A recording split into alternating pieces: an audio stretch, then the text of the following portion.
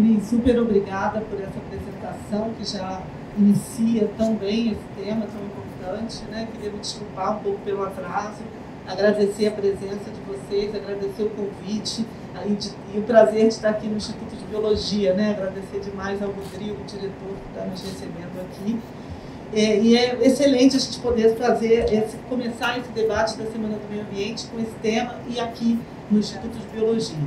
Então, gente, primeiro, eu gostaria de dizer o seguinte, o negacionismo é um conceito novo, é um conceito que se tornou muito difundido depois da pandemia. Outro dia eu fiz uma palestra no Salão Ler, né, que é para um público bem amplo, e era um salão de educadores, só tinham professores lá, professores do ensino básico. Eu tenho uns 100 e poucos professores. Eu falei, levanta a mão quem já tinha ouvido falar em negacionismo antes da pandemia. 2 pessoas. Levanta a mão quem já ouviu falar de negacionismo depois da pandemia. Todo mundo, 100, tantos. Né? É um conceito novo, portanto. Ainda que muita gente diga, não, mas negacionismo já existe há muito tempo. Não, mas negacionismo já existia com a questão da Segunda Guerra Mundial. Não é exatamente assim. Né? Porque se fosse assim, a gente não tinha inventado uma palavra nova. Né? Eu dou aula na matemática, mas eu também dou aula na filosofia. E filósofo adora isso, inventar novas palavras quando a gente precisa de novos conceitos. Então, novas palavras, elas se referem a novos conceitos. Então, esse conceito de negacionismo, eu acho que ele ainda não está muito bem compreendido. E a gente precisa, portanto, se aprofundar na compreensão até para a gente poder enfrentar melhor. Né? Claro que a gente tem que enfrentar o negacionismo, mas para isso a gente vai precisar entender melhor, entender mais a fundo. Durante a pandemia se tornou muito difundida uma interpretação sobre o negacionismo, da qual eu tendo a discordar, e eu gostaria de apresentar uma interpretação alternativa. Qual é a interpretação que se tornou difundida durante a pandemia? E aí quero até saber se vocês concordam comigo que ela foi muito difundida. De que o negacionismo é um fenômeno que acontece e que se expande, que se dissemina tanto, e se disseminou muito mesmo durante a pandemia, porque as pessoas não conhecem bem a ciência, não entendem bem a ciência, não sabem como a ciência funciona, não têm formação adequada, não têm um grau de escolaridade adequado. Ou seja, o negacionismo seria produto da ignorância. Né? Seria um fenômeno cognitivo que tem a ver com a ausência de conhecimento que se refere à ignorância. Essa interpretação, inclusive, faz com que as pessoas associem o negacionismo a outros momentos da história em que houve ataques ao conhecimento científico, em que a ignorância teria prevalecido sobre as luzes. Né? Então, muitas vezes a gente viu pessoas dizendo, não, negacionistas, assim como eram aqueles que atacaram Galileu, né, que atacavam a ciência. Eu acho que essas explicações, elas são muito simplistas e elas têm um defeito muito grave. Tem 2 defeitos graves. O primeiro é que elas associam o negacionismo, que é um fenômeno do nosso tempo, por isso a gente tem uma nova palavra, a fenômenos de outros tempos. Em outros tempos a gente teve realmente ataques à ciência, né, disputas sobre a questão entre o dogma e a ciência, entre a religião e a ciência. Naqueles tempos isso se dava em um contexto histórico, social, muito diferente do nosso. Então eu acho que reduz o nosso potencial explicativo associar a fenômenos de outros tempos tão distantes, muitas vezes da Idade Média, que a gente ganha associando um fenômeno do nosso tempo a um fenômeno da Idade Média. O mundo mudou tanto. Né? A segunda coisa é que isso acaba nos colocando, a nós cientistas, num lugar um pouco superior e um pouco arrogante. E realmente durante a pandemia, algumas das respostas ao negacionismo acabaram reforçando esse lugar de uma certa distância do cientista como aquele que lida com certezas absolutas. Né? E que, portanto, estaria num lugar um pouco superior. Que é algo muito ruim, porque justamente o negacionismo, um dos focos do negacionismo, é o argumento de que nós, cientistas universitários, somos elitistas. Né? E se a gente responde de uma posição elitista, a gente está reforçando esse argumento. De certa forma, a gente está dando munição aos nossos críticos. Então, a resposta ao fenômeno do negacionismo jamais pode ser uma resposta que nos coloque em um lugar elitista, né? E um lugar de quem trabalha com certezas absolutas, até porque a ciência, a gente sabe muito bem, o maior valor da ciência é lidar com a dúvida, com a incerteza. Claro que a gente lida com a dúvida e com a incerteza com método, não é de qualquer maneira, né? Não é qualquer um que chega lá no Twitter e bota uma certeza qualquer, né? E bota uma dúvida qualquer, uma questão qualquer, e aquilo tem valor científico. Claro que não. Nosso método é o quê? A gente parte da dúvida, parte do questionamento, e a partir daí a gente trabalha com método, protocolo, verificação, experimento, instrumentos científicos, observação, para da dúvida extrair certezas.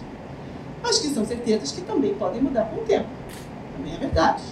Algumas sim, outras não. Algumas mudam. A gente já viu revoluções científicas acontecerem, as tais mudanças de paradigma acontecerem, né? Então, eu acho que não dá para a gente responder ao negacionismo dessa posição de uma ciência, como se a ciência trabalhasse apenas com certezas em um lugar imune aos questionamentos, né? E isso atrapalha o nosso lugar de cientistas que a gente precisa valorizar, conquistar, né? Tem um trabalho aí de conquista a ser feito. E aí, antes de eu desenvolver um pouquinho mais essa interpretação, eu queria falar de um diagnóstico que é um pouquinho diferente desse que a Cris acabou de citar, porque é o seguinte: existem muitas pesquisas de opinião hoje que falam sobre o lugar da ciência, né? Sobre a visão que as pessoas têm sobre a ciência. Essas pesquisas, elas têm uma questão, elas têm um viés que já foi identificado, né, por pessoas que se dedicam a essa comparação e acho que só um também.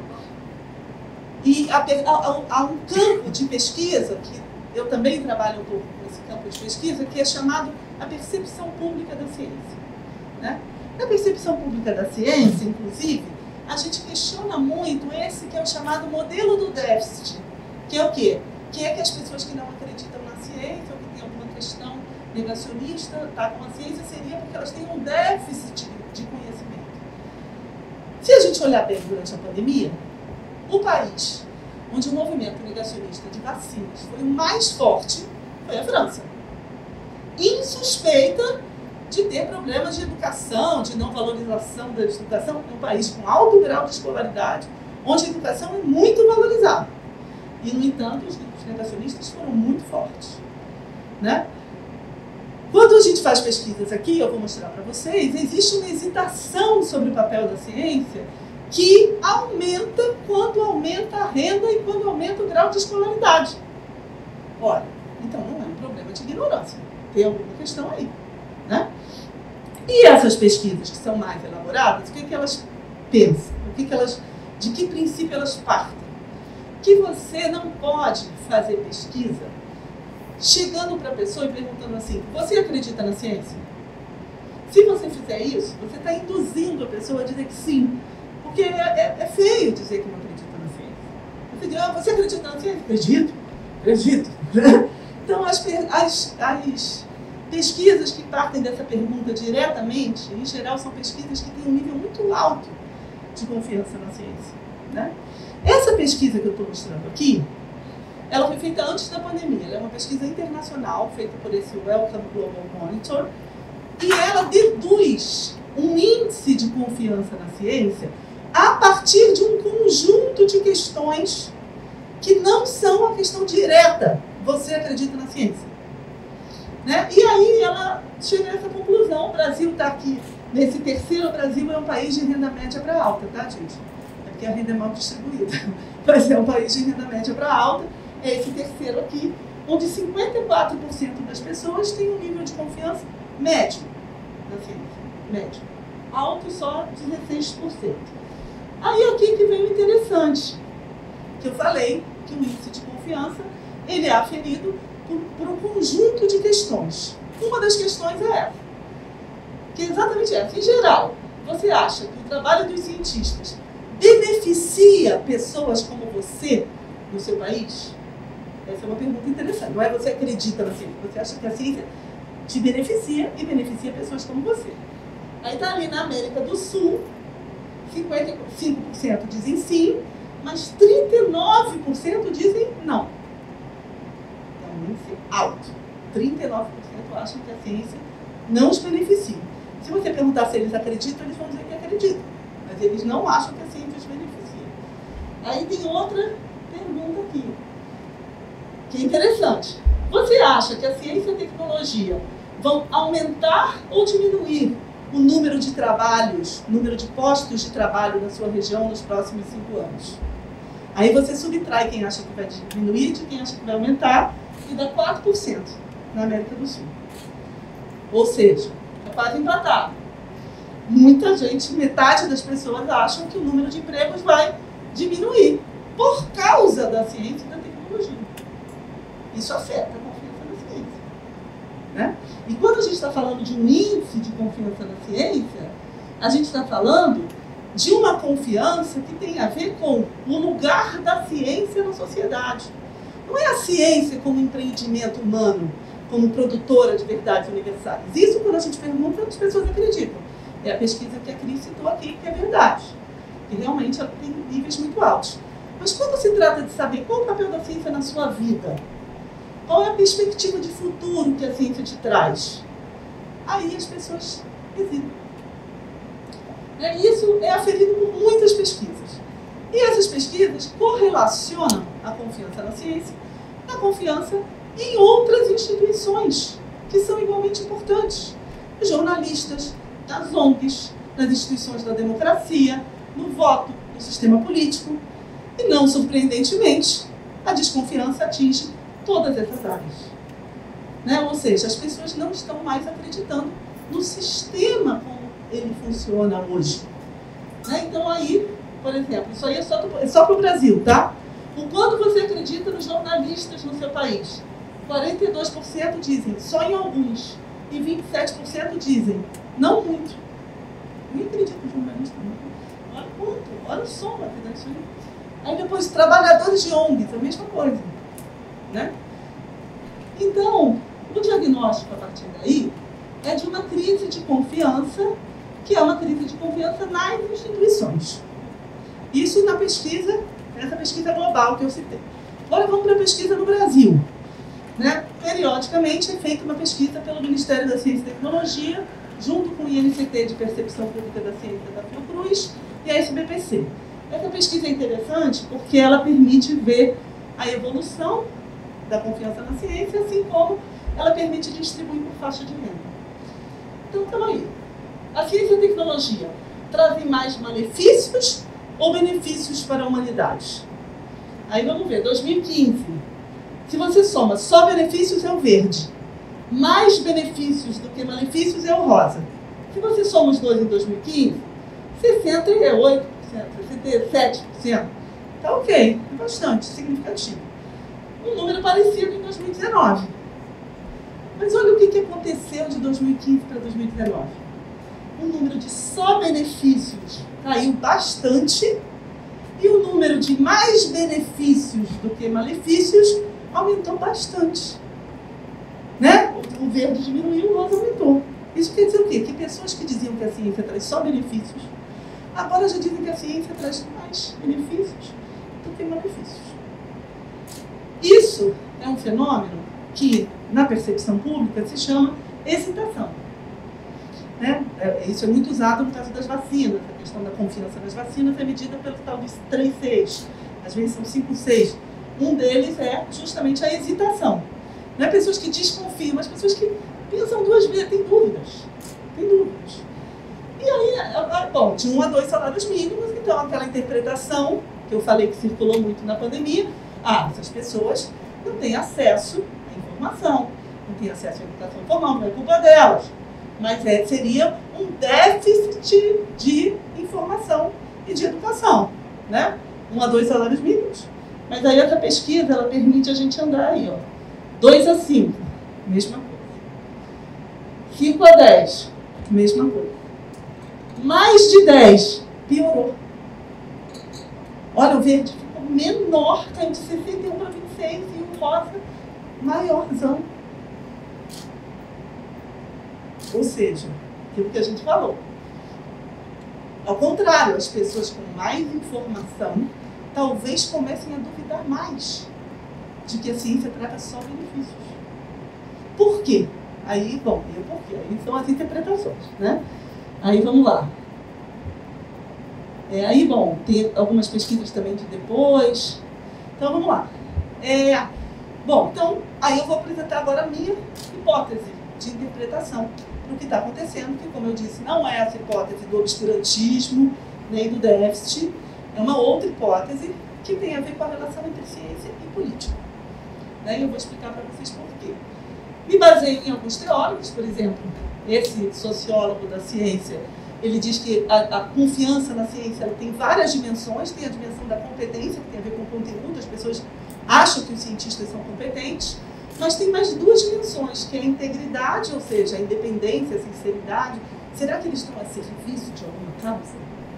E isso aparece nas pesquisas que as pessoas começam a duvidar. Acham que os especialistas, eles têm eles estão a serviço de uma ideologia. E empatia, que é o papel dos valores, que é justamente isso. Muitas vezes o valor da dúvida, ele é superior ao valor da certeza. Ele é moralmente superior ao valor da certeza e isso gera empatia com aqueles que duvidam, que são inclusive chamados hoje de céticos, né? Que é uma outra palavra para negacionistas. Tem alguma coisa do sentido dos valores aí que esses movimentos estão captando. E aí vem essa interpretação que eu me inspirei nesse sociólogo da ciência, chamado de Weil, que escreveu esse livro chamado A Crise da Expertise. Eu falo um pouco disso nesse meu artigo na revista Piauí. E a interpretação seria a seguinte: a gente não vive hoje uma crise da ciência. Ninguém questiona a fotossíntese. Ninguém questiona as leis de Newton. A gente vive hoje uma crise de um tipo específico de ciência. Qual é? As ciências que têm impacto direto na política e na elaboração de políticas públicas. Durante muito tempo, mais precisamente desde o fim da Segunda Guerra Mundial, a gente vem sendo governado por um conjunto de instituições que fazem parte dos sistemas democráticos, que são as chamadas instituições de especialistas. Exemplos, muitos.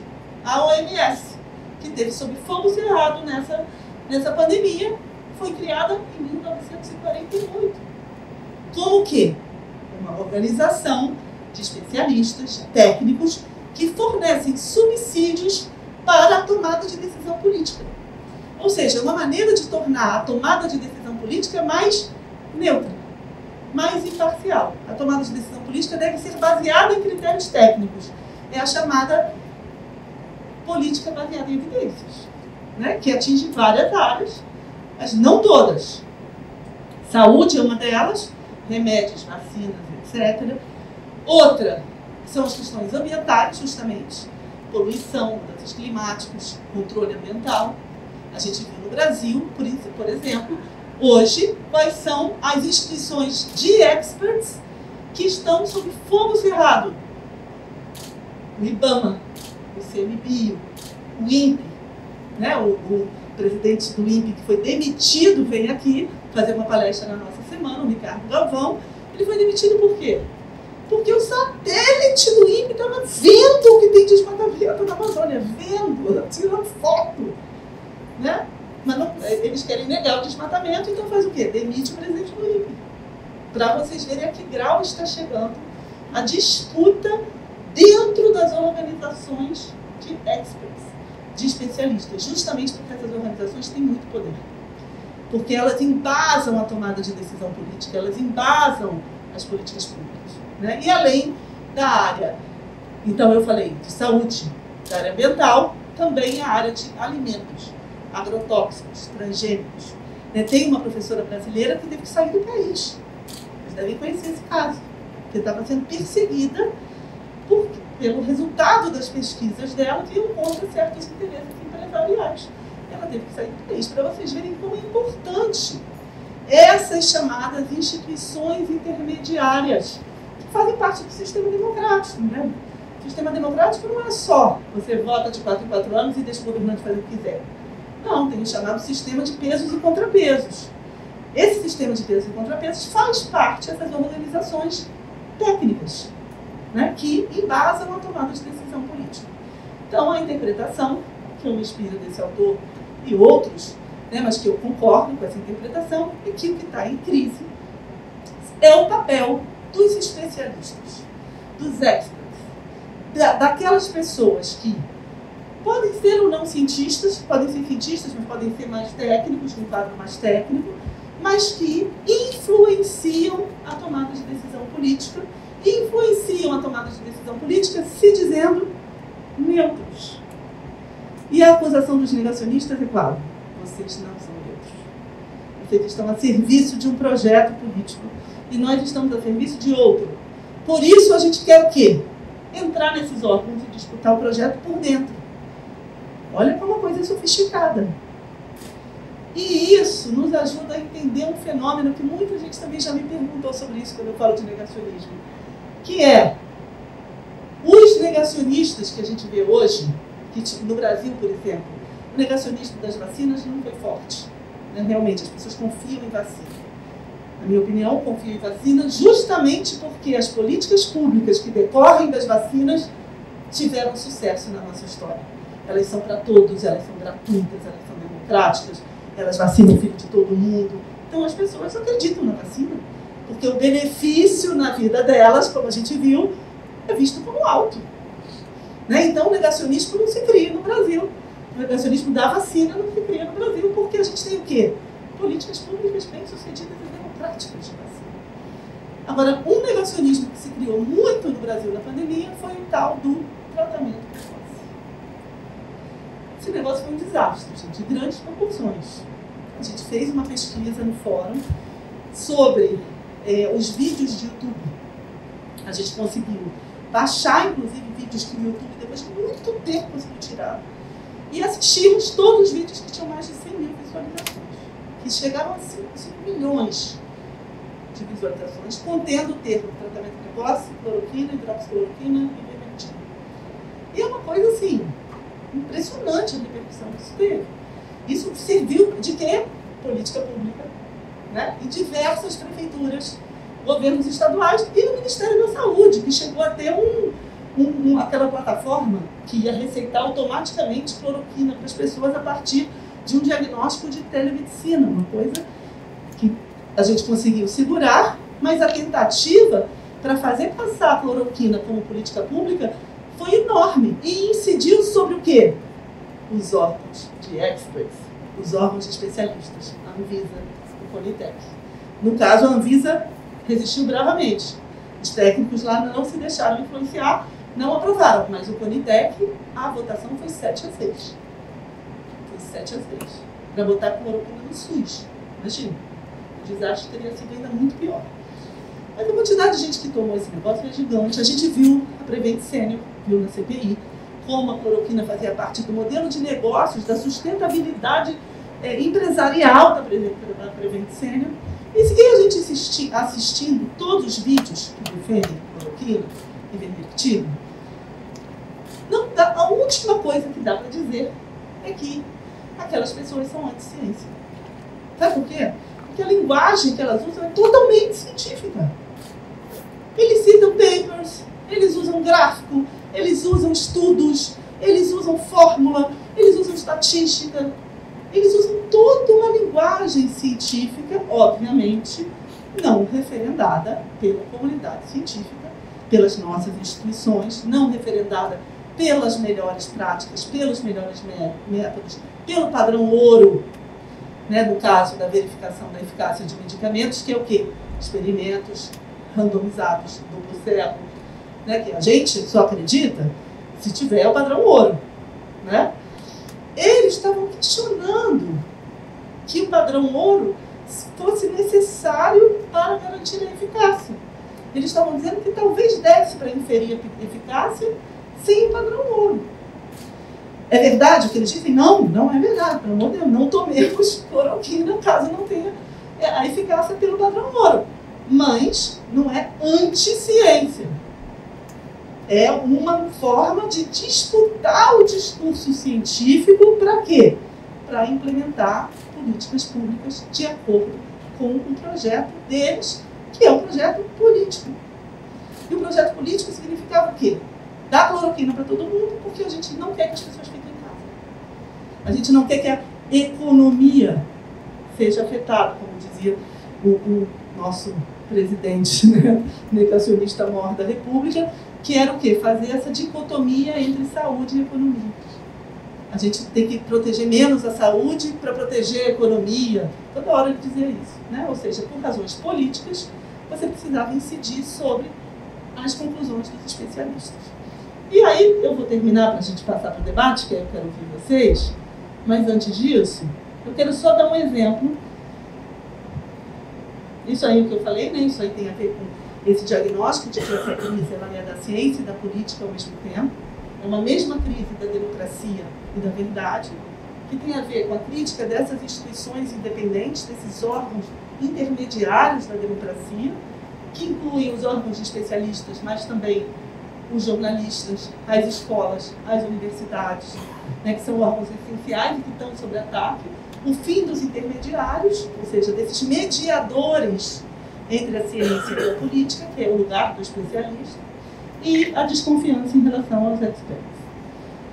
Isso acontece em algumas áreas, né, não em todas. Eu falei da saúde, do meio ambiente e do alimento. Mas tem uma quarta, políticas de gênero. Isso também tem muito. As pessoas querendo incidir sobre órgãos de especialistas para mudar o consenso científico, inclusive, para incidir, para disputar, para corroer o consenso científico sobre políticas de gênero por razões ideológicas, né? Bom, e isso tudo tem uma raiz lá atrás, e aí, antes de fechar, eu vou contar um pouco esse caso, porque esse caso é muito paradigmático, justamente da estratégia que eu estou trazendo aqui, que é uma estratégia sofisticada do negacionismo, que é o caso do negacionismo climático. Né? Por isso que a gente está falando disso na Semana do Meio Ambiente. Né? Bom, nos anos... final dos anos 80, início dos anos 90, eu tenho um livro, aproveitando aqui o momento de jabá, né? Eu publiquei um livro chamado O Dia em que Voltamos de Marte, que conta essa história. Quem estiver interessado, eu conto essa história com detalhes lá nesse livro, que é o quê? No final dos anos 80, o consenso científico sobre as mudanças climáticas começou a se ampliar muito. Tanto é que em 88 foi fundado o IPCC, o Painel Intergovernamental das Mudanças Climáticas, foi fundado em 88. Teve um testemunho no Congresso dos Estados Unidos, que ficou muito famoso, que teve muito impacto, do James Hansen, que é um físico, né, líder, muito importante na área de pesquisa sobre mudanças climáticas. Isso tudo teve muito impacto e começou a criar uma grande convergência sobre a necessidade urgente de enfrentar o problema. Inclusive indo além das divisões políticas entre democratas e republicanos. Teve um movimento enorme nos anos 90 nos Estados Unidos, que conseguiu mobilizar muita gente sobre a necessidade de enfrentar o problema. Enfrentar o problema significava o quê? Reduzir a emissão de gases de efeito estufa, ou seja, reduzir a produção de combustíveis fósseis. As empresas de petróleo, quando viram que elas seriam as principais afetadas, passaram a fazer o quê? Financiar o negacionismo climático. Né? Isso está registrado nesse livro. Esse livro tem um filme, ele não está traduzido, mas tem um filme no Vimeo chamado Os Mercadores da Dúvida. E essa pesquisa dessa historiadora da ciência, a Naomi Oreskes, ela embasou uma CPI no Congresso dos Estados Unidos que provou que essas empresas, como a ExxonMobil e outras, financiaram o negacionismo climático. E qual era a estratégia do negacionismo climático? Não era chegar e dizer assim, os cientistas estão errados, o planeta não está aquecendo, não. Não era essa. Era bem mais insidiosa e sofisticada. Eles disseram o quê? Bom, se o consenso dos cientistas é tão amplo, não vai adiantar a gente dizer que eles estão errados. Vamos usar uma outra estratégia aqui que vai ser mais eficiente. Qual é a estratégia? Semear a dúvida. Vamos tentar disfarçar o consenso científico como se fosse uma controvérsia, como se fosse uma polêmica. A gente não vai dizer que os cientistas não têm razão, a gente vai dizer que alguns acham que é, outros acham que não é. A gente vai dizer mais, é ainda mais sofisticado. A gente não vai dizer que o planeta não está aquecendo. A gente vai dizer que o planeta está aquecendo, é verdade, porque isso o termômetro está medindo, não é possível. Mas não é por causa da ação humana. seria por variabilidades naturais, por causa dos ciclos do gelo, por causa do ciclo... Tem um monte de argumentos. Tem assim de paper sobre isso. Ou seja, não é anti-ciência, eles estão disputando o lugar da ciência para dizer isso. Mas como eles fizeram isso? Eles financiaram think tanks que funcionavam fora das universidades, porque na universidade, segundo eles, estava tudo dominado. Os cientistas legitimados pela universidade, todos acreditavam no aquecimento global antropogênico. Então, eles precisaram criar suas próprias instituições científicas fora da universidade, que eram esses think tanks financiados com dinheiro. E nesses think tanks, o que eles fizeram? Formaram especialistas, experts, em semear a dúvida, com um monte de argumento científico, usando uma característica muito comum da mídia, que é o quê? Ouvir os dois lados. Então, a mídia chamava um cientista legitimado e um polemista desses treinado. E assim, o debate acontecia como se fosse ouvir os dois lados, como se fossem duas opiniões. E aí, gente, aconteceu um negócio, a partir daí que as pesquisas de opinião mostram, que é o quê? Um gap de percepção. Que quer dizer o quê? O que as pessoas acham que é o consenso científico sobre as mudanças climáticas antropogênicas é muito menor do que é. Você perguntar para uma pessoa, você acha que quantos por cento dos cientistas acham que as mudanças climáticas estão acontecendo por causas antropogênicas? Os 70% vão dizer que, eles vão dizer que é uns 60%, 70%. Quando na realidade é 99,99, já é praticamente 100%. Ou seja, eles conseguiram semear a dúvida. Por isso que o nome do livro é Os Mercadores da Dúvida. Né? Vocês vejam que a estratégia é muito sofisticada. Outra coisa que eles fizeram foi acusar aquele movimento ambiental que era muito forte, e agora, chegando então à nossa Semana do Meio Ambiente, que acontece nessa Semana do Meio Ambiente, que é 30 anos depois da Expo 92, né? Quem participou da Expo 92, acho que poucos de vocês, mas eu e o Cris participamos, era uma coisa de louco, gente. A Expo 92, você ia lá, porque parecia que o mundo vai mudar amanhã, isso que está acontecendo aqui é uma revolução. Era uma coisa linda, assim, incrível, parecia que o mundo estava mudando mesmo. E de lá para cá a gente andou muito para trás, é incrível isso. E ali, o que eles fizeram? Esses negacionistas, eles começaram a acusar o movimento ecológico, que era muito forte na época, de ser o que, desde a época que eles já diziam, melancia, que é verde por fora e vermelho por dentro. São comunistas disfarçados de ecologistas. E isso fez com que o anticomunismo, que era muito forte nos Estados Unidos, se somasse a eles, inclusive cientistas bons, mas não da área do clima, tipo um físico quântico, anticomunista, se somava a esse movimento, emprestando credibilidade ao movimento negacionista. Né? E assim eles conseguiram mudar o ecossistema intelectual em que se produziam consensos, agendas e políticas públicas sobre o clima. É exatamente essa estratégia que vem sendo usada hoje em outras áreas. Né? Essa estratégia de semear a dúvida, de disputar essas instituições intermediárias de especialistas, os experts. Por quê? Porque se trata de uma estratégia de tentar incidir na opinião técnica para obter dividendos políticos. Por isso que eu digo que é um problema que se coloca entre ciência e política. Entre mesmo, na camada intermediária da nossa sociedade, que faz essa mediação entre ciência e política. Né? Então não é um problema só científico.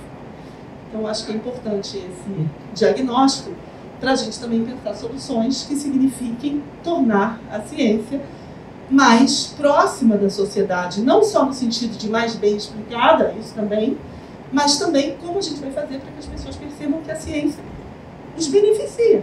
E mesmo aquela que não os beneficia, eles têm que poder opinar sobre o que fazer com isso, sobre como lidar com esse problema, no caso dos empregos, que a gente mostrou aqui.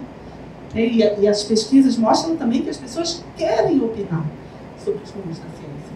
Então, talvez a solução seja uma ciência mais cidadã, né? Uma ciência mais participativa. Como a gente obtém isso, já são outros 500, mas eu deixo aqui essa interpretação inicial para a gente debater.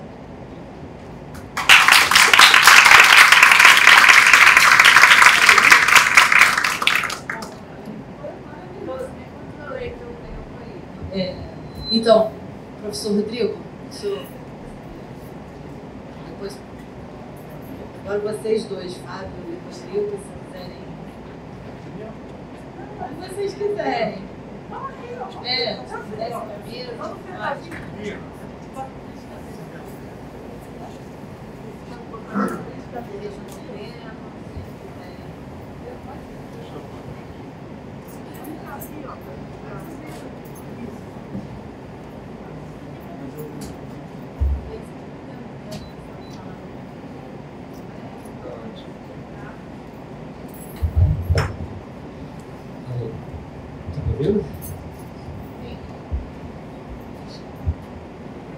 Bom, boa tarde a todos.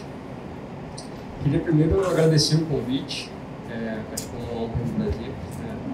As pessoas estão envolvidas com a questão de educação, são eminentes na área. Estou um pouco aqui de zebra, então, mas sou entusiasta tanto da parte de divulgação científica quanto da filosofia da ciência. Então, bom, queria também parabenizar pela palestra, a professora Tatiana, que eu sou fã. Vou até tietar depois, já trouxe o livro para vocês. E, bom, eu queria então aqui fazer um pouco do papel do provocador. Eu fiquei, na verdade, bastante surpreso, porque eu estava achando que eu estava vindo com uma visão diferente, mas no final nossas visões são muito convergentes. Que bom, fiquei muito feliz com isso. E porque, apesar de nós sabermos dessa crise, né, dessa questão do negacionismo, e existe uma discussão, bom, existem vários movimentos, iniciativas para quebrar um pouco essa chamada bolha, né? E uma coisa que sempre eu ouço dessas diversas frentes atuais, como podcasts, eu ouço muito sobre essa ideia do encastelamento dos cientistas, né? Sempre foi uma coisa que, apesar de ter seu fundo de verdade para um certo nível, sempre me incomodou um pouco, porque não me parecia... Bom, então, e hoje a gente está vendo que é isso, né? Na verdade, existe um certo mito, uma certa lenda, né, em relação a isso. Mas ainda assim, o problema está aí, né? A gente precisa saber como resolver. Se não é exatamente como indo para fora dessa bolha, porque talvez nem haja de fato uma bolha, né? Então, porque talvez a gente não tenha essa importância dentro da própria universidade. Há um certo conflito, há um negacionismo presente dentro das universidades que demonstra, mais uma vez, que isso não está presente nas classes menos informadas e como foi mostrado, e existe essa dúvida do que a gente pode fazer. Uma coisa que me chama a atenção desde o princípio dessa discussão é como foi utilizado essas produções, esses textos feitos dentro da academia, né, que embasou esses movimentos negacionistas. Então a gente tem casos dentro da USP, a gente tem casos dentro da Unicamp, a gente tem casos dentro da UFRJ mesmo, assim. E a motivação por trás disso me chamou a atenção em algum momento. Parece que, aí fazendo uma referência a Umberto Eco, né, aquela frase famosa dele que um lugar onde há muita informação causa amnésia, né? Então a impressão que eu tenho é que a gente está às vezes vivendo numa época em que as pessoas precisam aparecer de alguma forma e elas utilizam dessas táticas, né, da famosa treta, que é aquela definida como uma divisão de grupos ou divisão de narrativas, né? Se não houver uma divisão de grupos de narrativas, você não aparece. Bom, isso me parece em parte causa de uma certa pressão produtivista em todos os níveis. E isso acontece muito no jornalismo hoje. Então, o famoso clickbait, que você faz qualquer coisa para ter um clique. E eu tenho a impressão de que esse movimento existe também entre os cientistas, né? É óbvio que existe uma minoria. E aí eu queria saber eu queria saber a opinião de vocês. Uma primeira pergunta, provocação, assim, que é o que a gente pode fazer para evitar esse tipo de criação de ideias que são claramente antiéticas, para dizer o mínimo. Acredito que muitos desses nem acreditam nas próprias palavras, mas que a gente dá munição para esse movimento que alguns se aproveitam muito de forma muito mais eficiente do que a gente faz do outro lado, e a gente vê esses números tão assustadores.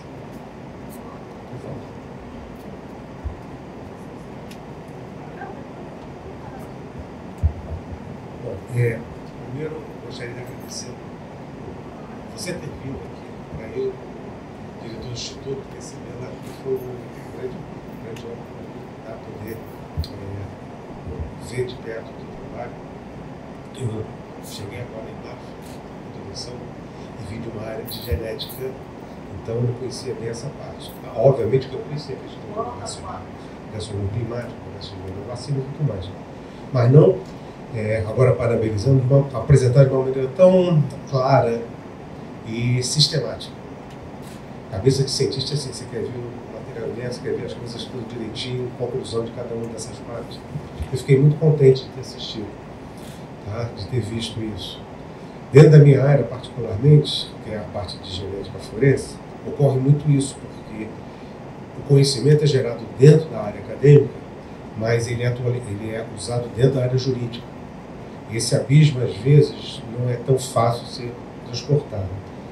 Nós aprendemos, por exemplo, que dentro da área de utilização de ciência dentro da área jurídica, tinha o princípio de Frey, que foi um julgamento na década de 20 nos Estados Unidos, em que os advogados que estavam querendo condenar a pessoa utilizou conhecimento científico da época para justificar o uso dessa prova em juízo. Tá? Existe essa questão muito nos Estados Unidos de aceitar a prova. Então, o princípio de Frey era: se existe esse conceito na ciência, ele pode ser usado no tribunal. Só que depois veio, como você imagina, né, aquelas ações contra as companhias de cigarro em relação ao câncer de pulmão. E eles também financiaram trabalhos dizendo que não causava. E eles utilizaram esse princípio de Frey para dizer que usando. Então se modificou o princípio de Dumont, que essa foi o marido dessa senhora que morreu de câncer, que agora não. Agora tem que ser consenso da comunidade científica. Aí virou um pouco mais complexo. Mas eu gostaria de perguntar a você, na realidade, uma questão, como você falou que o negacionismo científico, ele é um dos moldes que você colocou, é mais ou menos recente, em relação à área da genética, em relação a Darwin e o design inteligente. Porque no final da década de 70, início de 80, um professor de Princeton, se não me engano, escreveu um livro sobre a caixa preta de Darwin, questionando Darwin cientificamente.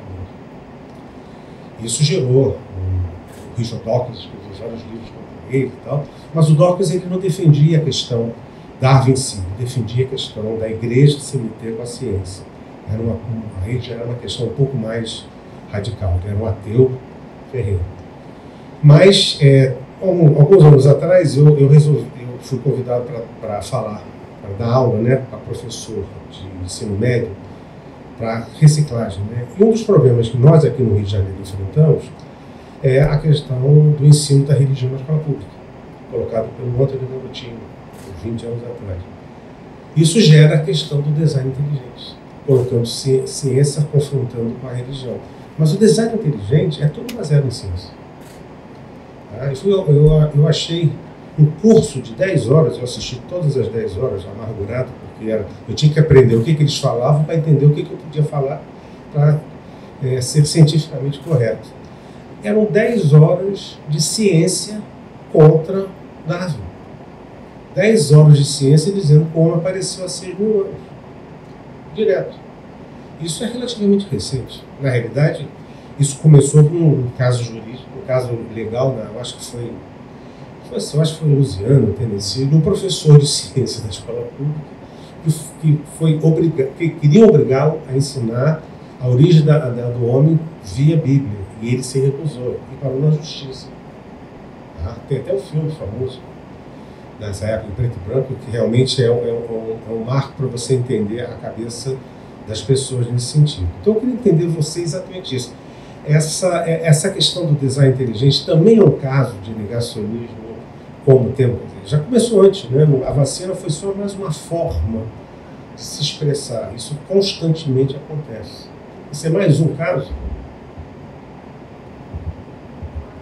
Achei esse exemplo que você deu ótimo, né? Porque é justamente isso que você falou, o design inteligente, ele é todo discutido em linguagem científica, né? Então não é uma coisa que é anti-ciência, é um negacionismo como uma forma de questionar a ciência estabelecida, né? Com argumentos que, como você falou, a gente precisa entender muito bem para rebater, precisa entender de dentro. Não basta dizer, não, isso aí é anti-ciência. Porque as pessoas que estão lá sendo influenciadas por isso, não é isso que elas estão vendo. Elas estão vendo um argumento que para elas é científico, porque é, como você falou, a linguagem é toda científica, é baseada em outros teóricos que questionam, né?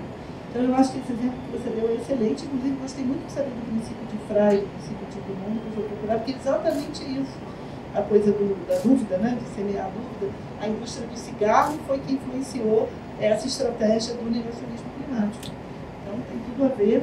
Agora, eu acho só que tem uma coisa que, da mesma forma como eu citei esses negacionismos que se colocam entre ciência e política, nessas três áreas, a gente tem também negacionismos hoje que se escondem muito por razões religiosas, né? E, como você falou, os livros até já existiam antes, mas hoje se disseminou mais essa visão. E por que ela se disseminou mais? Porque a religião está tendo um papel maior na sociedade, né? Está tendo um papel político maior.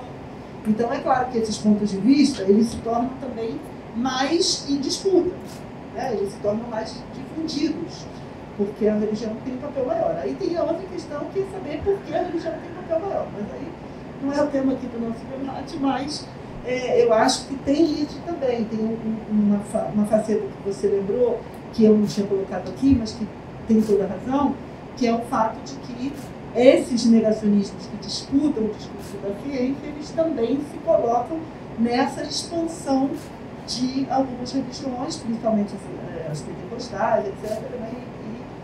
Mas não só, mas também as religiões que defendem o design inteligente, por exemplo, né? Que se tornou uma questão e que também usam muito esses argumentos contra a ciência estabelecida no caso das políticas de gênero, como eu falei aqui, né? Usam para definir, para argumentar contra o aborto, por exemplo, né? Que é uma argumentação toda científica de quando é a vida, quando não é a vida, quando a vida tem uma argumentação que também vai nessa direção. Ou seja, eu acho que isso só confirma esse diagnóstico, né? De que essa questão se coloca aí nessa faixa intermediária entre ciência, políticas públicas, política, religião, sociedade, né? E aí, chegando na sua fala, que eu fico também muito contente, né? Mas eu concordo com tudo, acho que foi mais um comentário, mas sobre a importância realmente da gente, eu acho, ver esse diagnóstico de que o problema se coloca entre ciência e sociedade para a gente enfrentar de uma maneira mais eficaz, né?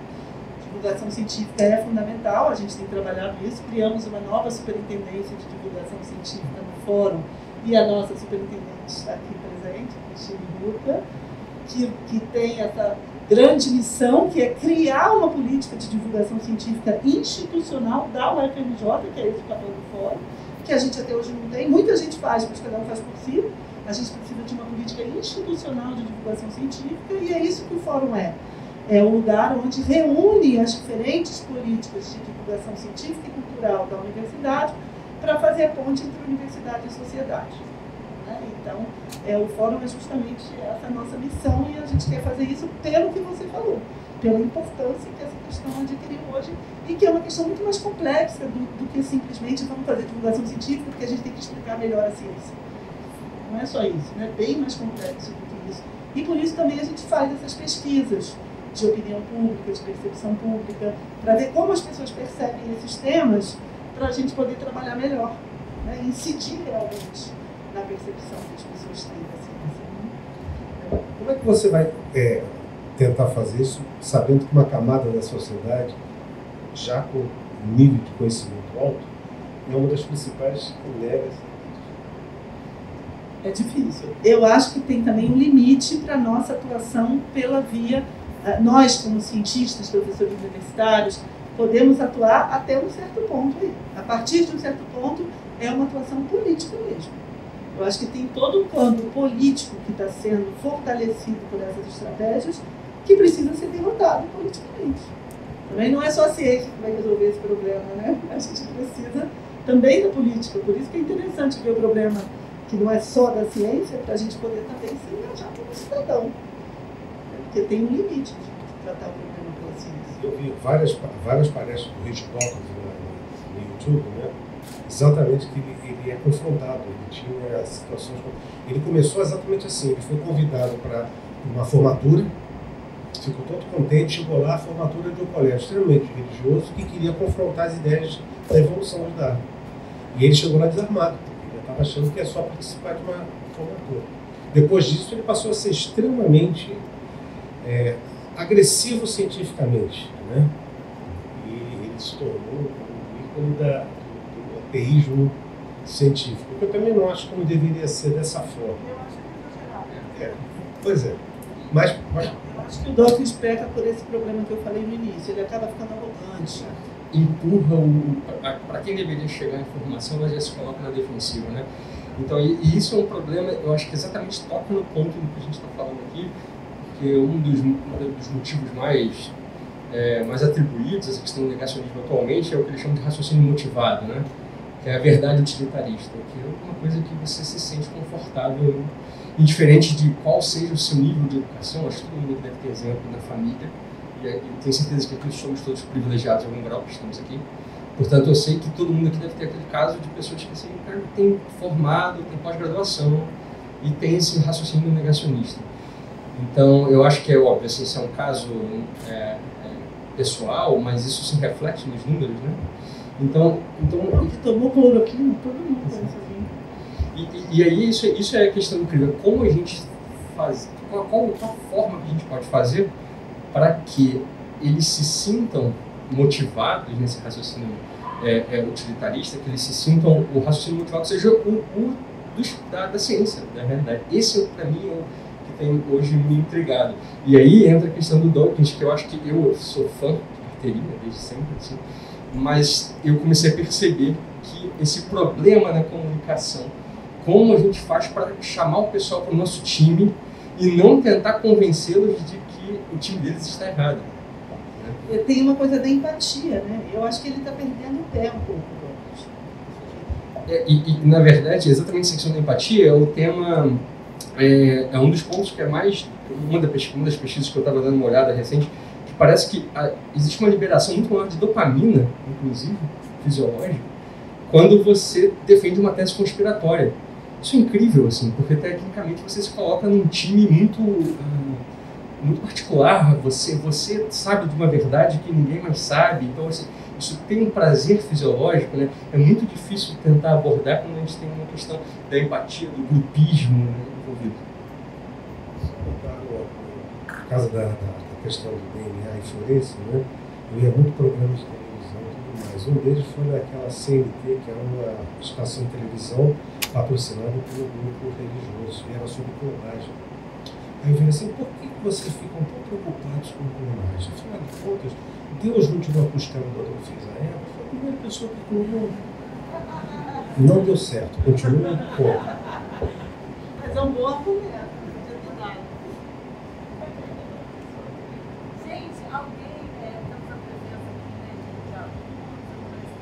professores de idade diferente.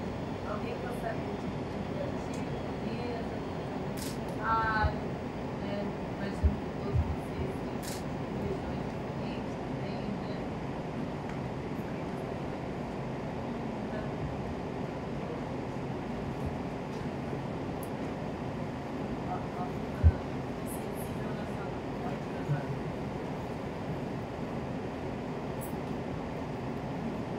Olá a todos, boa tarde. Eu sou a Roberta, sou aluna se tiver negócio de som.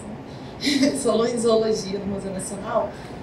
E eu estava pensando um pouco sobre o papel das políticas públicas com relação também, e do corpo científico, né, com relação a esses trabalhos que são pseudocientíficos, que são publicados e utilizados como ferramenta para o negacionismo, né?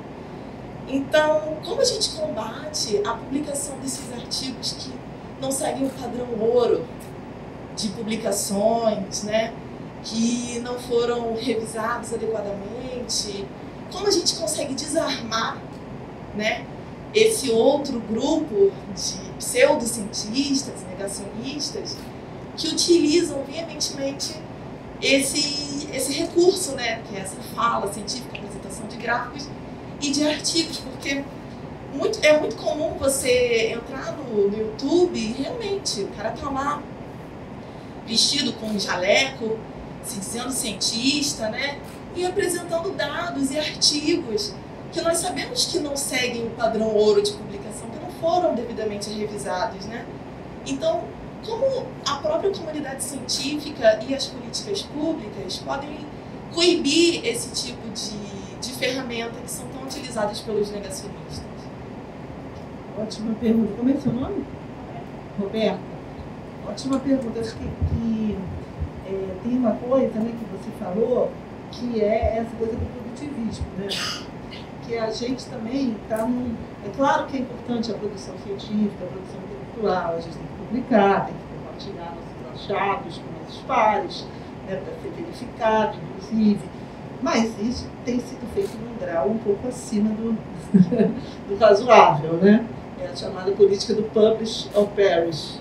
Então, isso acaba, eu acho, dando margem a isso. Porque são tantos jornais, tanta publicação, que não só você não tem tempo de revisar, como você não tem um mecanismo de impacto possível daquela publicação, que às vezes é uma coisa que precisa mesmo de um tempinho maior. Um exemplo muito grave que aconteceu foi o artigo do Andrew Wakefield, o nome do cara, eu acho que é esse, que foi o primeiro cara que publicou um artigo relacionando a vacina ao autismo. Esse artigo, gente, foi publicado na Lancet. Esse artigo, gente, demorou 12 anos para ser retirado da Lancet. Depois que o movimento antivacina já estava a 1000, que já se referia a esse artigo, que já tinha sido provado que não tinha correlação entre vacina e autismo, o artigo continuou lá, anos. E nesse tempo, o movimento antivacina tinha o quê? Tinha um artigo na Lancet, dizendo que vacina dava autismo. Tinha relação com autismo. Entendeu? Então é exatamente o exemplo que você deu. Como é que a gente impede isso de acontecer? Né? Eu acho que nesse caso, tudo bem publicar um artigo lá que tinha um problema e depois retirar o artigo, ainda vai, acontece. Agora, o tempo que esse artigo levou para ser retirado é imperdoável. Realmente mostra que faltam mecanismos para a gente gerir, eu acho, coletivamente, aí eu acho que é uma coisa da comunidade científica, o impacto que publicações espúrias podem ter no fomento ao negacionismo. Esse é um problema com o qual a gente ainda não lidou e a gente precisa lidar. Outro problema com o qual a gente ainda não lidou e a gente precisa lidar é quem fala em nome da universidade e quem não fala. Né? Então, fazer um vídeo no YouTube, escrever lá professor da UFRJ, tudo bem, o cara é professor da UFRJ. Agora, ele fala em nome da UFRJ por isso? Não. Isso, a gente, depois dessa pandemia, também vai precisar ter mecanismos para dizer quem fala e quem não fala em nome da universidade, porque foi muita gente usando isso, que na verdade é um emprego, não é um posto. Ele não é porta-voz, é um emprego dele, para falar como se estivesse falando em nome da universidade. O que causa um estrago terrível. Porque é claro que, como aí você falou, o cara bota um jaleco, escreve professor da UFRJ, ele já ganhou uma legitimidade enorme. Né? Então, esse é outro problema que a gente vai precisar enfrentar, que a gente não tem mecanismos para isso. Claro que não se trata de mecanismos de modo algum que vão coibir a liberdade de expressão de ninguém. Mas falar em nome da universidade é outra coisa, não é coibir a liberdade de expressão. É ter mecanismos de saber que o impacto da voz da universidade é e deve ser cada vez mais importante. Por isso mesmo a gente precisa ter esses mecanismos, que eu realmente ainda não sei quais são. Mas você tocou num problema fundamental. Eu fico pensando nessa questão, é o seguinte, essa questão de você publicar um artigo que não é cientificamente sustentado em revistas de impacto, que tem de corpo editorial, tá? No curto espaço de tempo, esses artigos são colocados como não razoáveis e são esquecidos pela comunidade científica. O problema é que a comunidade não científica pensa esse artigo e diz que ele é uma verdade. Esse é que é o problema. Eu conheço 2 outros casos da ciência que aconteceu isso, houve publicações que questionaram, 2 ou 3 casos questionaram isso, e esses artigos foram simplesmente colocados como isso foi má ciência, e foi jogado para escanteio. O caso a transfecção de DNA via espermatozoide para pular evolução, o caso da memória da água, explicando a homeopatia, que foi o caso clássico, tá? E outro caso da imunologia, que o meu orientador do pós-doc foi até o coordenador da comissão do MIT para investigar isso. Só aqui no Brasil, porque a primeira autora era brasileira, mas ela morava há muitos anos. Né? E ele me explicou, aquilo não foi fraude, foi má ciência. Ele foi elegante. Né? Mas tudo bem, isso não faz diferença. O fato é que a comunidade científica tem mecanismos eficazes para separar o joio do trigo. O problema é que a comunidade não científica escolhe o que ela quer. E esse que é o grande problema. E aí, nesse ponto, a gente tem que fazer isso localmente. A gente tem que ver que existe esse problema no mundo inteiro, mas tem que atuar localmente. Eu tenho um grupo de pessoas que eu sou mais jovem, né, do lado do Santo Inácio, que constantemente colocam coisas desse tipo. E eu constantemente tenho que baixar o site na internet, tenho que mostrar, não confie em nada que você lê, você tem que ir na fonte original, você tem que fazer, até que eles pararam de colocar. Eles podem continuar acreditando, mas não divulgam mais fake news. Pelo menos isso acabou. Sabe que tem um Rodrigo lá batendo na cabeça deles, não vou deixar vocês divulgarem bobagem. Tá? Eu não falo que é bobagem, eu mostro que é bobagem, é diferente. É isso que um cientista faz. Ele não simplesmente diz que está errado, ele mostra como isso deve ser encarado cientificamente. Aí como você faz isso na mídia normal? Você não faz, você não tem. Isso só vem com uma responsabilidade. Isso já aconteceu antes. Vocês não lembram, mas teve, talvez o pessoal mais lembra, uma escola em São Paulo que foi acusada de molestar sexualmente crianças de 5 anos. E a comunidade inteira foi contra, a escola fechou, os donos foram parar no psiquiatra, e as crianças estavam brincando. Foi tudo mentira. Mas foi o jornal, a televisão, a porta da escola dizia que aquilo era verdade. Esse que é o problema que a gente enfrenta hoje. Existe um grupo que não tem nada a ver com a responsabilidade do jornalista. O jornalista está dentro da situação dele. Isso é questão de cada um. Aí eu já vi coisas escritas erradas. Não tenho nenhuma dúvida disso. Só que as outras pessoas corrigem. Tá? E isso não acontece no meio da sociedade como um todo. Esse que é o grande problema. Como é que a gente corrige isso? Não é problema nosso, isso é problema do mundo inteiro. Tá? Você fala como é o caso da França, né? Eu conheço, morei um ano agora, recentemente no Texas, gente andando armado o tempo todo, gente cientista com 45 dentro da bolsa, porque tem que se proteger contra um suposto agressor, tá? Gente jovem, mas da idade de vocês aí, andando armado. Mas eles acreditavam em determinado partido, mas faziam ciência. Vida boa, faziam ciência vida boa, mas acreditavam em certas coisas. Então, tem sempre uma maneira de você justificar o não justificável. Eu acho, concordo com o que foi dito, acho que é um problema sério, mas eu sou um pouco mais pessimista, eu acho que a gente não tem solução para isso. Vou dizer o porquê. Eu acho, isso é uma coisa nova, enfim, talvez a questão maior do produtivismo, né, como eu estava dizendo, seja o mau caratismo, né, vinculado com a produção. Existe um plano em produzir aquele artigo e publicar. Isso sim eu acho que é um problema sério. E é uma coisa que é discutida em todas as áreas, principalmente hoje, no mundo que informações brotam o tempo inteiro, que é o produtivismo versus a ética. Só que eu acho que é aí que está o ponto para mim. A minha esperança está na ética. Porque o compromisso eu acho que é com você mesmo. Por que eu digo isso? Porque eu acho que não vai ser editores, revisores, uma barreira que vai filtrar isso efetivamente.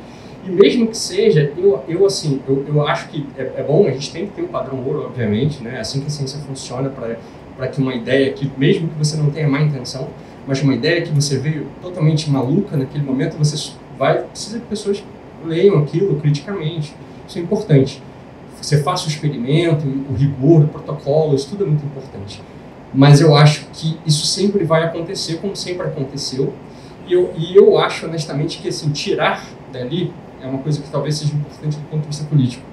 Mas hoje eu ainda vejo aquele famoso artigo da cloroquina, pelo grupo francês, eventualmente circulando entre alguns grupos. Então aquilo vai ser pensado, alguém gravou, aquilo ele baixou, e aquilo ele vai ser usado novamente. Então eu acho que ainda, além da questão ética, que é uma questão talvez cultural, de educação bem básica, né? Assim, que é uma coisa que requer uma coisa de médio e longo prazo, e eu acho que tem a ver, eu acho que a gente vai ter que, inevitavelmente, passar por uma questão de como a gente puxa esse pessoal para o lado de cá para falar assim, ó, tá vendo aquele artigo que saiu lá? Pois então, olha com outros olhos, não, ele não está fazendo, eu acho que a gente tem que trabalhar no leitor muito mais do que no filtro de quem produz. Eu acho, assim, essa é uma opinião particular.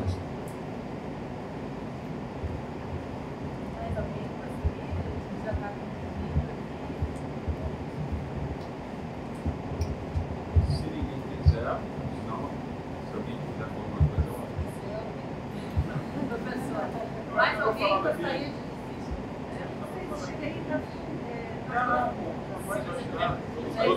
importante para gravar, né? Eu já abri o evento sem gravar. Aqui, ó. Só para mais alguém gostaria de fazer um comentário final, para a gente já, né, escrever o seu. Tá, então pode fazer as duas juntas, né? Acreditar que você está sorrindo. Boa tarde a todos. Meu nome é Cléo Oliveira, eu sou professor aqui da casa. Na verdade, eu queria falar de duas coisas. Uma é um conceito e a segunda seria uma pergunta. O conceito é mais que a pseudociência, na verdade, ela é a regra, ela não é a exceção. Porque a gente faz pseudociência, as pessoas, no geral, fazem pseudociência o dia inteiro, todo dia. É natural da nossa espécie ter dúvidas sobre o meio, se questionar sobre e formular hipóteses ainda que não sigam um critério acadêmico e científico. Nossos ancestrais já faziam isso nas cavernas, então acho que essa é a regra. Eu sou uma visão mais otimista, eu sei que o fato de a gente estar reunido aqui discutindo essas coisas já é um sinal de que a gente é, lá como dizia Carl Sagan, de fato a gente está com uma luz na escuridão, tentando sair da pseudociência, porque é o que acontece naturalmente, ela faz parte da nossa curiosidade, da nossa espécie, é uma espécie muito curiosa. E a segunda é mais uma pergunta, como é que vocês enxergam o papel da mídia nesse contexto todo? Porque eu vou citar um exemplo, no auge dessa discussão da cloroquina, um jornal relativamente importante vinculou a importância do uso da coclorina. E a coclorina é um gastrópode terrestre, um caramujo, ninguém vai chupar caramujo para curar a Covid. E a gente sabe que o redator, o chefe de redação de um jornal, quando ele faz uma matéria, ele não está preocupado em informar. Ele sabe que a fisiologia do medo gera audiência, porque a audiência é lucro. Então a mídia tem um papel fundamental em toda essa discussão que a gente está tendo aqui. Eu queria saber como é que vocês encaram esse papel da mídia, não só no caso específico da cloroquina, não da coclorina, mas da ciência como um todo.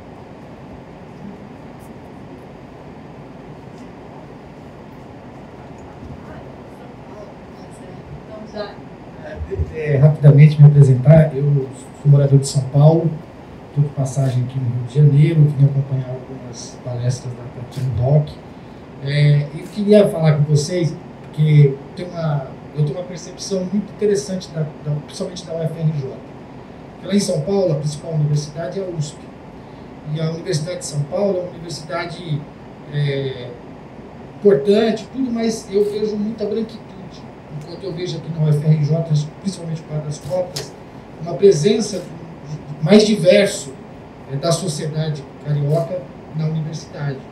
E a minha pergunta tem a ver um pouco sobre isso, porque a sensação que eu tenho muitas vezes é que um dos instrumentos da ciência é a universidade. E a universidade, durante muito tempo, ela esteve muito distante da sociedade. E um setor muito pequeno da sociedade dentro da universidade, principalmente da universidade pública. E isso faz com que as pessoas olhem e digam, esse setor econômico, esse setor da sociedade, utiliza-se da ciência para manter-se como os sabedores, como os experts. Então eu vejo, estou falando isso porque eu vejo no UFRJ uma presença de mais diversidade, né? E tem a ver com a questão das cotas. Eu queria que vocês comentassem um pouco sobre isso.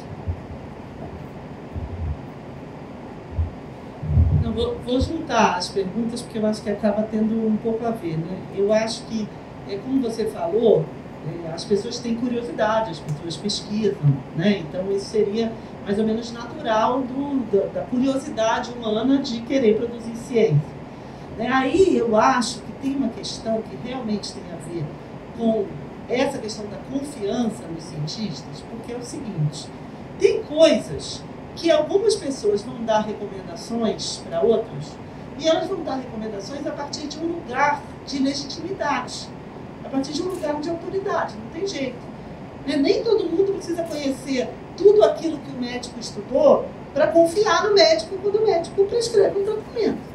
Nem todo mundo precisa entender tudo aquilo que a ciência faz para acreditar no cientista quando o cientista diz que cloroquina não funciona para Covid, ou quando o cientista diz que vacina funciona. Essa questão da confiança, ela é uma transferência de autoridade. E aí, na verdade, o que está acontecendo, que aí foi a tese aqui que eu mostrei, é uma crise de autoridade. A crise da confiança é uma crise de autoridade, que esses intermediários estão perdendo um pouco da credibilidade. E aí a questão é por quê e como resgatar, né? O Jaime falou dessa questão de que a universidade realmente foi vista durante um tempo como mais elitista, e tem, que eu acho que tem a ver um pouco também, mas tem a ver também com uma outra coisa, eu acho, que a gente não pode, talvez, economizar o argumento de que, para que a gente possa emitir uma opinião embasada sobre um assunto qualquer, seja de biologia, de geologia, de matemática, é preciso treino. Muitas vezes esse argumento é difícil porque parece assim, eu estudei e você não estudou. Mas não é uma questão de estudar, é uma questão de trabalhar. O fato de que a gente está aqui e estudou muitos anos no assunto significa que a gente trabalhou sobre aquele assunto. A gente investiu, a gente pesquisou, a gente dedicou anos de trabalho para ser treinado para falar de um certo assunto, né? E esse treino é o que faz com que a gente possa conquistar a legitimidade, a autoridade e a confiança. É que nem quando a gente chama uma pessoa para fazer um trabalho na nossa casa, consertar a televisão. A pessoa precisa ser treinada naquilo para saber, senão ela não sabe. É isso, a gente também tem um saber específico que a gente é treinado. Por isso que não pode também, eu sou matemática e filósofa, não posso opinar sobre genética. Porque também tem isso, às vezes a pessoa é professor universitário, acha que pode opinar sobre tudo. Só porque é professor universitário, acontece muito, aí reforça essa visão de elitismo. Agora, naquelas áreas em que a gente tem o treino, a gente pode sim reivindicar uma confiança, porque a gente foi treinado anos para estudar isso que a gente está estudando aqui, e portanto aquilo que a gente diz é embasado naquilo que a gente aprendeu e foi treinado, né? Eu tenho um livro novo da Naomi Oreskes chamado Por que Confiar na Ciência? E isso é engraçado, porque é uma pergunta, né? Antigamente não precisava fazer essa pergunta, por que confiar na ciência? E a resposta dela é justamente essa, que é preciso treino, mas ela tem uma outra resposta que aí tem a ver com a sua pergunta, que é o quê? Ela diz que, como é preciso treino, e é preciso que uma comunidade convirja sobre um consenso científico para que aquilo seja verdade, é preciso que essa comunidade seja muito diversa para que os vieses não se reproduzam. Tem aquele exemplo clássico, não sei se vocês conhecem, da pesquisa sobre os primatas, que durante muito tempo foi equivocada, achando que, projetando as características do homem, no caso macho, nos primatas, dizia que eles tinham uma tendência à violência, à competição, etc. E quando as mulheres começaram a pesquisar o tema, a coisa mudou completamente. Viu-se que era uma projeção da visão do homem sobre os primatas que eles estavam pesquisando. Ou seja, quanto mais diversidade existe dentro da comunidade científica, mais ela própria consegue corrigir o viés de projeção que certos grupos podem ter, caso eles sejam os únicos a pesquisar um assunto. Né? Então, é muito importante mesmo que a gente tenha na universidade hoje essa diversidade, né, que foi propiciada pelas cotas, que a gente ainda precisa aumentar, mas que é o quê? Pessoas de várias origens sociais, de várias etnias, de vários gêneros, né? Como é o caso hoje, realmente a gente está começando a melhorar nisso.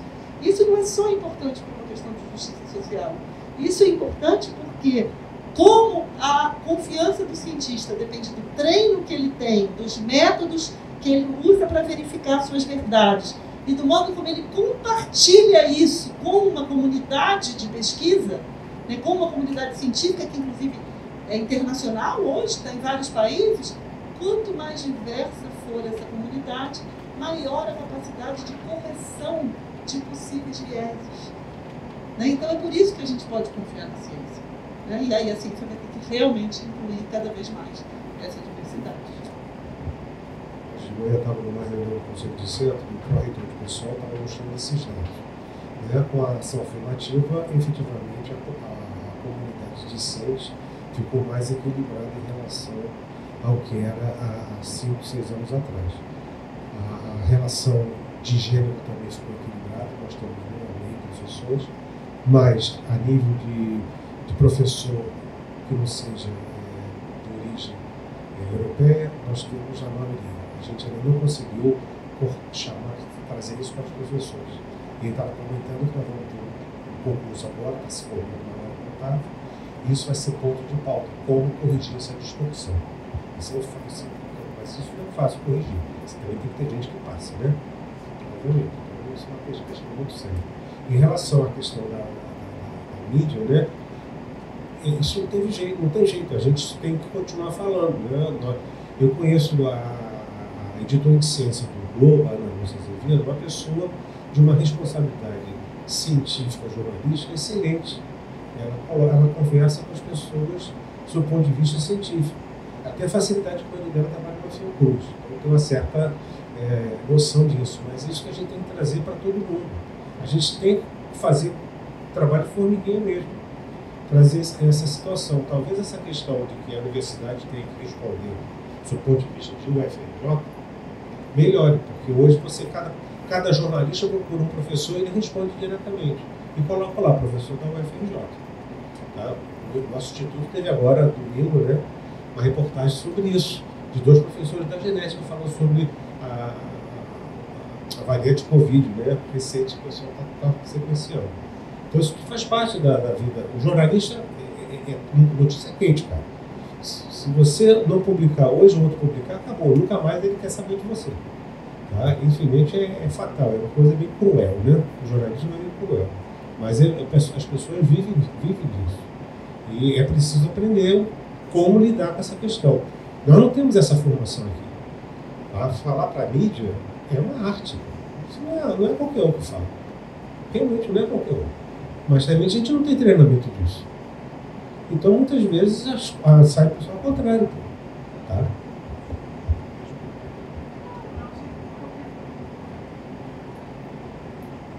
Inclusive, eu acho que uma discussão que está muito em voga é sobre quem que deve fazer essa comunicação com a mídia, né? Hoje tem toda uma especialidade, assim, jornalismo, colocar um jornalismo científico sério, né? E os cientistas como consultores, né? Muito mais do que efetivamente fazendo. Mas eu vou correndo o risco de ser um pouco repetitivo aqui, mas eu acho que é isso, né? O jornalismo, ele quer a notícia quente, ele quer o clique, ele quer a visualização, mas eu acho que, de novo, acho que a solução está inevitavelmente na ética, né? Da gente estimular a questão ética de a produção é importante, mas existe um certo limite, né? E eu acho que o consumo consciente também passa por isso, né?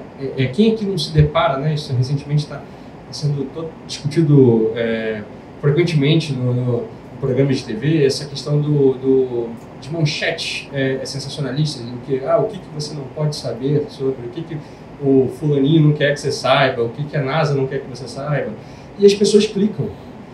E eu faço que é isso, assim, obviamente que é uma questão de parece bobo, mas para mim passa por isso. Assim, cada vez que você dá um clique naquilo, você está estimulando, porque para mim aquilo ali é por vezes uma estratégia antiética. Várias vezes você vê problemas graves ali, né, de fake news, enfim, na própria manchete, ou então de simplificação excessiva proposital, né? Bom, então eu acho que está no consumo consciente, na ética, eu acho que é o principal. Eu acho que essa questão de você evitar isso, como já foi no passado, era muito mais controlada a mídia. Hoje a internet ela possibilita qualquer um que escrever sobre qualquer coisa em redes sociais, em blogs e coisas do tipo. Eu acho que tem o seu lado bom, porque isso traz a visão de várias pessoas, né? A criação, a ideia é diferente, a visão é diferente de certos aspectos, mas eu acho que quando ele transpassa um certo limite, ele tem que ter um boicote por uma questão cultural. Isso é o que eu acho que é o caminho, e eu acho que vai ser difícil a gente ir em cima da própria mídia nesse aspecto. E eu acho que a solução ela vem muito em relação ao que a gente está vendo da diversidade na universidade.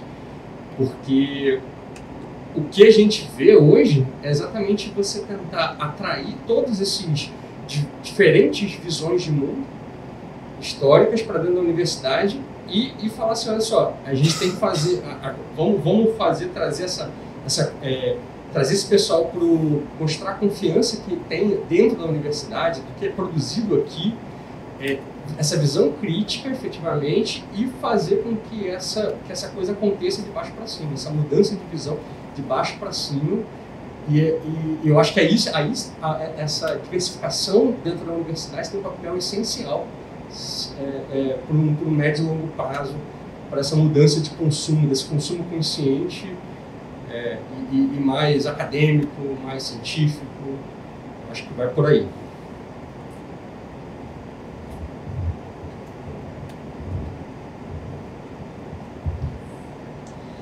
Muito obrigada, professores, Tatiana especialmente, obrigada. Não sei se é a primeira vez, mas espero que seja muitas vezes aí, enquanto eu estiver aqui, que você venha aqui nos brindar com uma palestra tão maravilhosa, né? Um pouco triste em relação aos dados, né? Mas o fato, né, o Cléo comentou bem, né? O fato de já estarmos aqui reunidos já é um ponto positivo, né? Eu queria chamar a atenção que a gente está com um evento de 6 a 14 de junho. A gente topou esse desafio de fazer um evento presencial, então são pouquíssimas as palestras que estarão online, mas depois toda a programação ela vai ficar disponível através de vídeos. Tá? Temos palestras, por exemplo, que podem interessar a mesas redondas, né? Antropólogos, biólogos, que podem interessar especialmente o pessoal do campo da biologia, concepções de natureza em Humboldt, Darwin e Levi-Strauss, né? Então isso já é um ponto positivo. Amanhã a gente tem umas palestras muito interessantes com o professor Fábio Scaran. A programação toda está no fórum do FRJ.br, né? Também no Instagram, onde tiver essa rede social. Queria agradecer muito ao público. Deixa eu só contar para uma específica. Uma específica, que a gente organizou a Semana do Meio Ambiente com palestras, né? Mas a gente também dá um curso sobre mudanças climáticas para jovens dos territórios. Tem gente de Caxias, de São Gonçalo, da Maré, de Acari, Rio das Pedras. É uma coisa bem bacana que a gente está fazendo lá no fórum. E esse pessoal resolveu, como encerramento do curso, eles tinham que apresentar um trabalho, eles resolveram fazer um ato, em que eles vão lançar um manifesto o que precisa ser feito urgentemente nas suas próprias comunidades. E vai ser no sábado, às 9 horas da manhã, ali em frente ao mar, entre o mar e o Museu da Manhã. A gente vai ter um ato organizado por esses jovens, né, pelo clima. Né? Então, queria convidar vocês para esse momento no sábado. A gente tem que pensar, refletir, mas também tem que agir, né, gente?